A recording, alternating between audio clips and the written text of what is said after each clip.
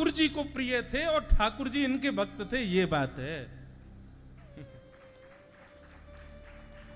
हमारे उत्तर भारत के एक संत की कहावत है, कितना भजन करो, बोले इतना भजन करो कि मेरा सुमिरन हरि करे। मैं हरि को सुमिरन करूं नहीं, मेरा सुमिरन हरि करें, मैं पावा विश्राम। ठाकुर जी मुझे याद करें, इसमें हमारा कल्याण। जनाबाई की इतनी चर्चा सुनी कबीरदास जी ने।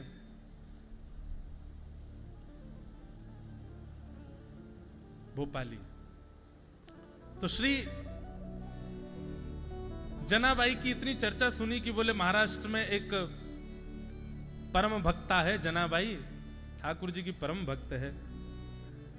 श्री कबीरदास जी उनका दर्शन करने के लिए आए और जैसे ही दर्शन करने के लिए पहुंचे, पूछते पूछते जनाबाई कहाँ है, जनाबाई कहाँ है, उनको प्रणाम करना है। किसी ने मार्ग बता दिया, वहां चले जाओ, उधर बैठी हैं। संभवतः उसी समय क्या देखा, जैसे ही कबीरदास जी का पहुंचना हुआ तो दो आपस में पड़ोसी माताएं एक दूसरे से लड़ रही थीं। मराठी भाषा में लड़ रही थी। अब हमको बोलनी तो आती नहीं, तो बताते कैसे लड़ रही थी। एक दूसरे से लड़ रही थी और किस बात पे लड़ रही थी, गोबर के ऊपले खींच रही थी। एक मैया कह रही थी ये मेरा है, दूसरी कह रही थी ये मेरा है, और भीड़ चारों तरफ खड़े होकर के देख रही थी। कबीरदास जी ने पूछा भैया क्या हो रहा है? बोले लड़ाई हो रही है।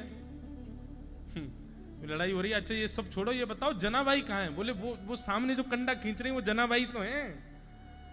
वो जो गोबर का उपला खींच रही हैं और जोर जोर से चढ़ चढ़ के सामने वाली के ऊपर जो चढ़ रही हैं, बार बार मुष्टिक दिखाती हैं। क्या कैसे बोलेंगे मराठी? माझा कंडा। क्या गोबर के उपले को क्या बोलते हैं महाराज जी? हैं? गोबरी, माझी गोबरी। माझी मतलब मेरी। मराठी भाषा भी बड़ी अच्छी। मराठी भाषा में कहीं कहीं संस्कृत के शब्द आते हैं। माझे माहेर पंढरी आहे भीवरे तेरे। हमको एकाध अभंग भी महाराज जी गाएंगे ना, कथा में सुनाएंगे बीच बीच में। माझे बहन चंद्रभागा तकरे से पाप भंग, माझे माहिर पंढरी आहे भीवरे छाते। श्री एकनाथ जी महाराज का पद। एकनाथ जी कहते हैं बाप आणी माझे विठ्ठले रखुमाई। एकनाथ जी से किसी ने पूछा आपका परिवार कहाँ है, तो अपने परिवार का वर्णन कर रहे हैं। यहां महाराष्ट्र के भक्तों के भाव इतने सुंदर हैं कि क्या बताएं। एकनाथ जी कहते हैं मेरे माता पिता कौन है? बोले विठ्ठले रखुमाई। विठ्ठल और श्री रुक्मणी जी मेरे माता पिता हैं। और बोले माझी बहन चंद्रभागा, चंद्रभागा मेरी बहन है। बोले कैसी बहन है? बोले जो सबके पापों को दूर करती है, ऐसी चंद्रभागा मेरी बहन है। अच्छा तुम्हारा मायका कहाँ है? बोले माझे माहिर पंढरी, पंढरपुर मेरा मायका है। एका जनार्दनी शरण, एका जनार्दनी शरण, एका जनार्दनी शरण। शेखनाथ जी महाराज ऐसा सुंदर भाव गाते। तो कथा चल रही जनाबाई की। जनाबाई लड़ रही हैं। कबीरदास जी बोले जनाबाई कहाँ है? बोले ये जो कंडा मांग रही हैं, माझी गौरी कहकर के जो खींच रही है यही है जनाबाई। कबीरदास जी बोले राम राम राम राम। इनकी इतनी प्रशंसा सुन के आया था मैं। ऐसी भक्ता, ऐसा नाम गान करती हैं, ठाकुर जी से इतना प्रेम करती हैं, इतना लाड़ लड़ाती हैं, ठाकुर जी का इतना स्मरण, ठाकुर जी इनके संग पल्लू पकड़ करके घूमते हैं। मैंने इतनी प्रशंसा सुनी। बताओ ये तो कैसी विषयासक्त माता है, हैं? गोबर की गोबरी के पीछे लड़ रही हैं, एक कंडे के पीछे लड़ रही हैं। कबीरदास जी के मन में संशय आ गया, ये भक्त कैसे हो सकती है भगवान की? तभी कोई बुद्ध पुरुष गया, उसने जाकर के, कबीरदास जी गए, कबीरदास जी जाकर के बोले, मैया आप इतना भजन करती हो, इतना कीर्तन करती हो, इतनी बुद्धि नहीं आई आप में, बताओ गोबर के कंडे के पीछे लड़ रही हो?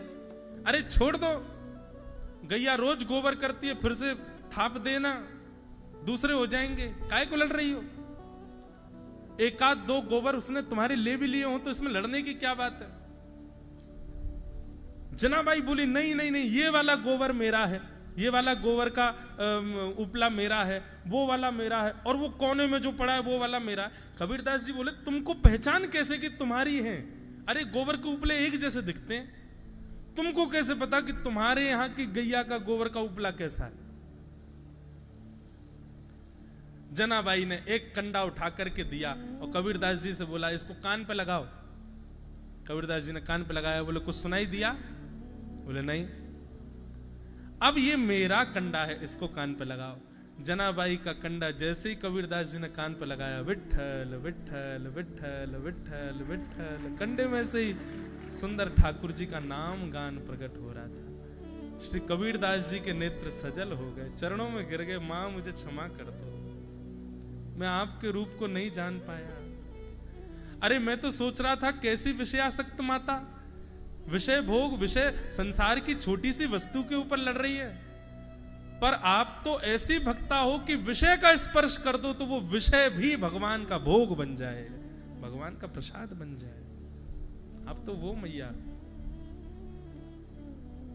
ऐसी जनाबाई, ऐसे तुकाराम, ऐसे नामदेव, ऐसे एकनाथ, ऐसे ज्ञानेश्वर, कैसे कैसे भक्त हुए हैं इस महाराष्ट्र की भूमि में।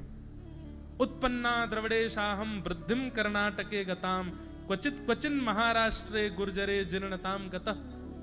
भक्ति का जो परिचय है वो महाराष्ट्र में पली बड़ी है। इसीलिए हम भले ही उत्तर भारत से आते हैं, पर इस बात को हम स्वीकार करते हैं कि हमारे उत्तर भारत से कई गुना, कई लाख गुना श्रेष्ठ भक्ति का संचार महाराष्ट्र के वैष्णवों के हृदय में। सबसे बड़ी बात महाराष्ट्र के भक्तों में क्या है? दीन बहुत हैं, सरल हैं, सहज हैं। हमारे यहां भक्ति आती है आडंबर संग लेके आती है, लेकिन भक्ति वही श्रेष्ठ मानो जहां आडंबर ना आता, जहां पर ज्यादा प्रकाशित या प्रभावित होने की इच्छा ना आती हो, जहां पर सहज, सरल और दैन्य भाव आता हो, समझो वो भक्ति परिपूर्ण पुष्ट होके आई है आपके पास। और ऐसी भक्ति महाराष्ट्र के भक्तों में देखने को मिलती है। निश्चित माने हम तो यहां दीनता की भिक्षा लेने आए हैं आपसे कि हमको भी थोड़ा दीन बना दो।